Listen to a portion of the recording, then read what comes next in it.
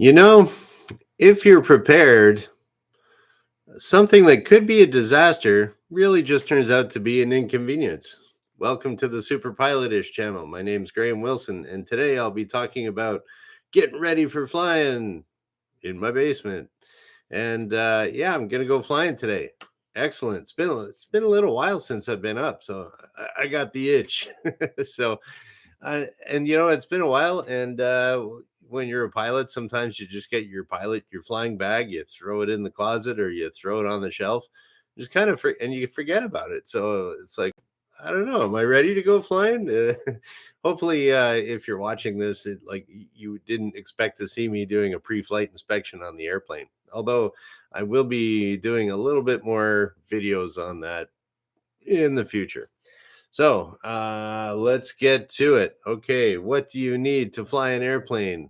That's right, paperwork. Okay, so according to Transport Canada, the paperwork is very important. So, okay, let's just start with the paperwork. I have here a nice little, it's in aviation, there's all these acronyms, something that stands for something else. So, one of the famous ones is Aerogel. And if you're an instructor, SUDS. Okay. So the Aerogel, that's something that's going to be on the airplane pretty much. So, every student that learns how to fly, they have to memorize this pretty much. And so, what does that all stand there for? Most of this documentation stays with the airplane, but A is for airworthiness certificate. That is a certificate that's issued when at one point in time, hey, your plane is airworthy. And then there's different things that make that not airworthy, and then it's void. But that'll be out on the airplane. R is for a registration. So airplanes have registrations just like cars do, like who owns it. The other R is for radio license. Do I have my radio license? Well, let's check in the bag. I got the flight bag right over here. Okay, well, off to a good start. Got my little holder for my pilot's license. Do I have my radio operator certificate? Yep, there it is right there. Little piece of paper. And that's about it. Okay, no one ever asks to see that, but technically it's legal to have. The O is a weird one for aerogel. That's POH, or owner's manual. So we'll say POH, pilot operating handbook. That's the one that gets everybody. They forget it. W is weight and balance. Is your plane within the weight and balance limitations? So, oh, hey, Wrench. Yeah, you know what? In the radio, Wrench is saying that you don't need the radio license in the USA. Yeah, that's I would tend to agree. Well, Wrench is a pilot too, so this is for Canada. I don't know what it's like in England or anything like that either.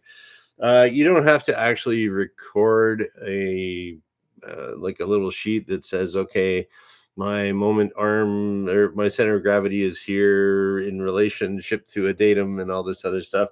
You just have to make sure that your plane's not overweight and the weight's not too forward or backwards.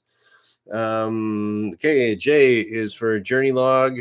Americans have different rules about journey logs than Canadians, but here we got to have it on the airplane or in the airplane. You don't want to put it on the wing and it'll blow off. But yeah, the journey log has to. It's a book that has all the flights that the plane's ever done. You can leave it on the ground if it's just at your home airport. And what else we got here? Insurance. So all airplanes have to carry insurance on them. So all that stuff's going to be out at the airport when I get there. And the L is license for your pilot's license. So I'm going to check that out right away. Got my radio thing there. Pilot's license looks like this in Canada. This is a aviation document. There we go. That's what your license looks like in Canada. And I kind of like the American ones better. It's just a little plastic card. You put it in your wallet, but eventually we'll probably get there in Canada. And I got to check to see, is my booklet. Booklet expires next year. And is my medical up to date? Let's check that out. I should be good for a year as a commercial pilot, over the age of 40 and under the age of 65 or 60. Okay, what do we got here? 22, 4. When was the last time I did that? Should be good. 22. Wait a minute. It's my medical. No, I know I did. Oh, that's it. Okay. Yeah. All right. So I'm good till November of this year. I had to do some math on that. It's always like, oh, you got this. It's valid till the first day of the 13th month and blah, blah, blah. It's like, wait a minute. That's not this year. It's like, oh, yeah. Okay. So I'm good till next year or good till November. All right. I messed myself up there. Okay. So that is legal. We are good. All right. So that paperwork is all cool. As long as my student has the paperwork out at the airport. Put that back in the bag. And what else do we got to do here? I always like to have a little piece of paper when I'm flying with my little cheapo knee board. Oh, let's not lose the pen here. Yeah, so I think that was from some other show that I did. But anyways, yeah, here we go. Let's take a look at this. So this is just kind of scrap paper from the last time I was out at the airport. So I could probably junk that. I was using that to write down some times, which I keep in my pilot's logbook here. And so that's all up to date. I just did that before I came on the show. Paperwork, paperwork, paperwork. I tell you. So I needed another piece of paper. And then I was just looking over here on the workbench, and it's like, and like, okay, am I recent? Well, one of my previous shows, or am I current? I had this little guy printed out, and I just stuck it on the workbench, and it's like, oh, hey, maybe I'll use that as scrap paper this time I go flying. So, have I done 5 takeoffs and landings in the last 6 months? Yes. But there's a funny thing though too. If you're an instructor, you don't have to be current if you're taking a student up. It's kind of weird because the student is not considered a passenger. The student is considered crew. So you can take crew up if you're like way out of currency. And but that's okay. I think I'm legal. Yep, I am. Okay, very good. And yeah, all right. So that'll become my new scrap paper. We'll add that. And this is where the suds comes in. Here we go. Okay, so I don't know. Sometimes I throw that in the flight bag. Sometimes I don't. It depends. You are required to have a logbook to prove your currency if Transport Canada asks. Maybe I'll just throw it back in the bag and bring it out there. Or you could take a picture of it on your phone or something. Yeah, all right, here we go. So today I'm going to go flying and we are going to need our suds. Suds. Anybody know what suds means? Oh, hey, Dan. Okay. We got the suds. All right. SUDS. Suds are all ready to go. What does that mean, you're asking? Suds? That stands for... maybe I'll do it on the whiteboard. Although that's sort of a whiteboard, it's paper. All right, here we go. I will tell you what the suds mean. Every instructor has to have the suds. Okay.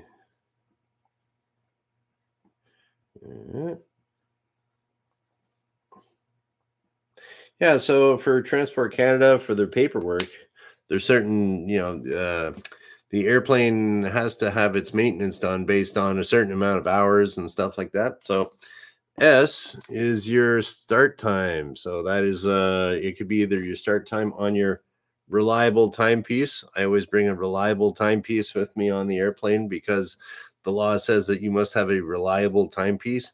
But then reliable timepiece can be your phone too, but I don't really carry a phone too much. My student has a phone too. All right, so start. What time did you start at? That could either be, as the Americans would say, tack time, Hobbs time, whatever. Whenever you started the engine. And then up is the time that your wheels left the ground. So if you're taxiing around, so maintenance on airplanes is determined by how much time it's up in the air. So that's important to put into your journey log. Okay, so what time did we start the engine? What time did the wheels leave the ground? And what time did the wheels touch back down? So your up time, down time, and that'll tell you how much time you've had in the air. Okay, and then when you shut down the engine, that's the stop time. So between your start and your stop, you can calculate how much engine time was on there, and that's how much I get paid. So, anyways, yeah. So, or how much the student has to pay, or just for fun, you can record that. Okay, and oh, hey, Harold, haven't seen you in a little while. Welcome back. Okay, and I will not be flying 20 miles northwest of the Windsor Airport today. But if I ever do, I'll wave at you, Harold. All right. Okay, so that was our suds, our aerogel. We're all good there. Now what else do I need in my flying bag? All this time.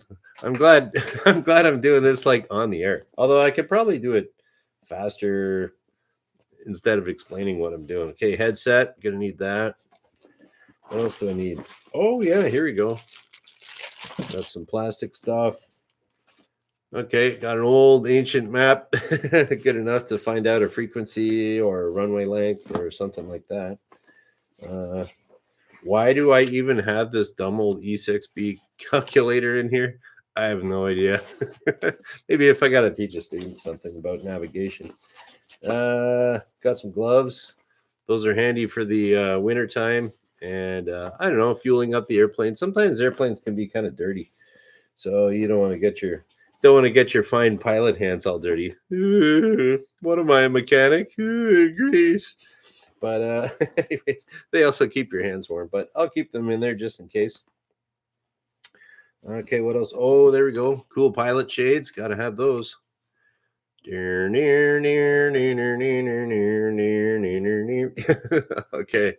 got to have the pilot shades. Important.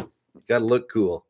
And today I'm going to be bringing up the last time I went flying. One thing led to another, and I didn't go flying, or I didn't get around to doing this. So I got my little GoPro in the bag. Let's take a look at that. Because I made it a point, or I wanted to have an airplane video go out last month in June. I was on my list of things to do. But, it's aviation. One thing gets in the way or another. So I got my little GoPro camera here. So that is going to go with a little suction cup mount. I didn't know how to use that suction cup mount because there's this little thing here that says press. I don't know if you can see that. Press. You got to press that little thing. I was like, that's why I had a video of the suction mount fail, because I was like, oh, how do you do this thing? Yeah, you got to press that and then do something, give it a squish, and then it really sticks to the window or wherever your surface is. So I want to find out if my little GoPro, will I need a new battery for it? I don't know. I don't know if you guys have ever seen a GoPro before, but this one here is on kind of loan from somebody who shall not be named. It's like almost stolen, but not really, because I'll give it back if he notices that it's gone. So, anyways, okay, so there's my little GoPro. I'll turn it on. We'll see how much battery is on that thing. Yeah, on a GoPro, you got to kind of count 1, 2, 3 and look for lights and stuff like that. 74%. Okay. What else do we got here? I got another backup battery over here. 1, 2, 3. Okay. And this is a little backup charger. So this is what the GoPro battery looks like. It's like that. And I don't know. These okay, I gotta take this little guy out here. We're gonna replace the battery. Old one, new one. I think I had this one all charged up the other day. Put that back in there. Did I do that right? Did I get it backwards? I did get it backwards. Yeah, GoPro is pretty good that way that they won't let you put things in backwards. Okay, and how much percentage? 94%. Okay, so we're gonna go with this one. Ooh, I should record that just for fun.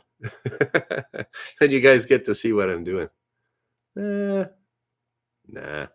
That'd be like something for like a YouTube short. I really don't want to get into the shorts thing. Uh, but all right. What else we got here? Okay, we got 94% on the battery. We are good to go. See, that way my inconvenience will not be a disaster where I have absolutely no battery and oh, I can't get you guys some nice little pictures. All right, how do I put this back here? Oh well, something like that. That there should be a little button. Oh, here we go. Maybe like that. It shows you how much I actually use this thing, eh? What do we got here? Oh wait, that's it. On buttons there, so it should be like that. There we go. Good old GoPro. Can't screw it up. Might take you a while to figure out how to do it though. Okay, so that is good to go. And the other thing too, now I'm flying through the flight in my head. I got all my stuff in my flight bag if I need it. Afterwards, I do the paperwork and I got to bring my students pilot training record. Here, this is what I'll cover up his name. Here we go. This is what a pilot training record looks like in Canada. Something like that. It's pretty standard little book, and it's for your student. It records, all the different exercises that you practiced, how many hours you have, and last time we went flying. It's been a while, but anyways, we're gonna have fun today when we go flying. I'll put that for future paperwork in the bag. Oh, where's my pen? Okay, cool. I'm all ready to go now. I think that's about it. I don't need that. Don't need that. Got my phone. My ancient phone. Galaxy S5. Nothing but the finest. And this goes in the bag. There we go. Thanks for putting up with me just kind of doing nothing. But I will answer any questions. Well, the whole thing about this show or the Super Pilotish channel is that, it's for people to chat with each other, airplane style. Eventually there's going to be like hundreds of people here. There's the whole world of pilots out there, and pilot fans and Super Pilotish fans. So here we go. Let's see. We're going to go through some of the comments and we'll see if there's any questions or anything. Right.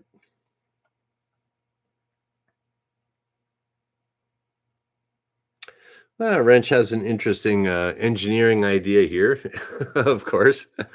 Weight and balance should be a strain gauge on landing gear, so it's automatic. Yeah, so that would be something that you could do, I guess.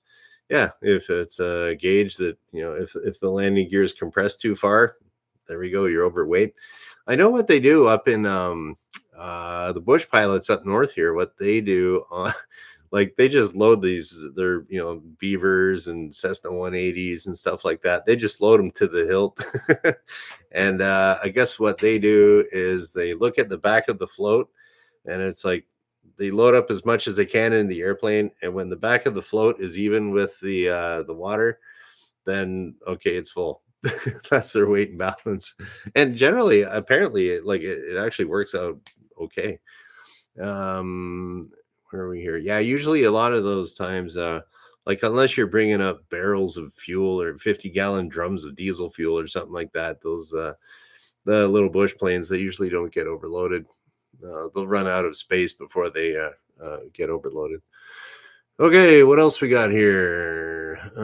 Can pilot's license be incorporated into driver's license? I would say probably not.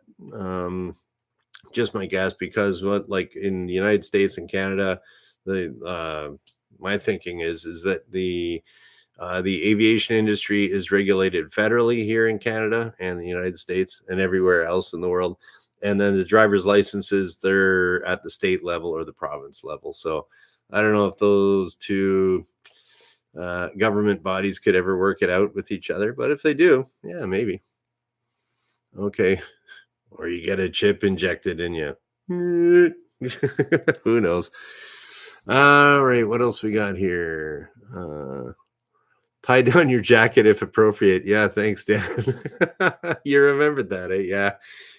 Yes. Don't open don't open your doors in flight and lose your jacket like I did. Okay. And okay, what do we got here? Oh, Wrench is asking about my old map. So does the chart say not for navigation after XXX date? I was taught even having an an out of date map was violation. Okay, I don't know exactly what the rules are in the United States about that, but here in Canada, the rules on navigation equipment, whether that's your chart or GPS or Google Maps on your phone, the rule about navigation in for VFR navigation is that you have to have enough navigation materials which can allow you to safely get to your destination. So, and that could be like, yeah, I'm just going over here. I know all the roads. I'll take that highway, then I'll get there. Okay, so you don't. And I wrote down the frequency, or I know the frequency of the airport. So, yeah, you don't really need. Okay. Oh, but what you would do is, if you're going to be doing a flight test, you absolutely have to have up to date charts because it's required according to that for the flight test or check ride, as they like to call it over in the States. And for us here in Canada, the only way of finding out if your map is or your VNC, your chart is if it's legal is on the Nav Canada website. It'll tell you when the next charts are coming out. I don't know what it's like in the States for those guys. Okay, and snack bars and Diet Coke, Wrench. Don't really need. I won't need any food or drink on this flight. I'm just not going for very far. Just a little. I don't know. Just probably shouldn't be more than about an hour and a half today. But it's enough to get my aviation fixed. So, anyways, okay. What do we got here? All right. Well, I'll keep an eye out for you, Harold, if you're waving at me. And yeah, and Ranch was talking about the IFR.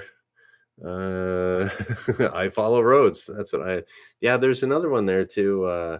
If you're it's IFR. I follow roads. That's the one pilot saying. IFR is also.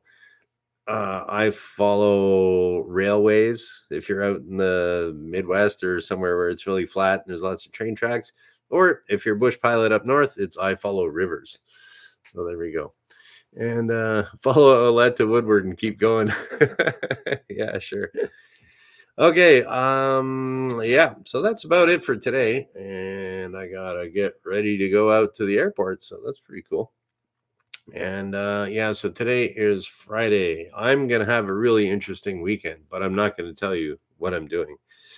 And I'll be back on Monday because I do this Monday, Wednesday, Friday at noon Eastern. And yeah, we'll just kind of shut her down. So yes, French, I will be flying a Cessna today, Cessna 150. So little bit tight. You gotta be friendly with your student if you're flying a Cessna 150, but nice little plane. Okay, yep, we're just gonna shut her down here. So thank you for watching. Bye.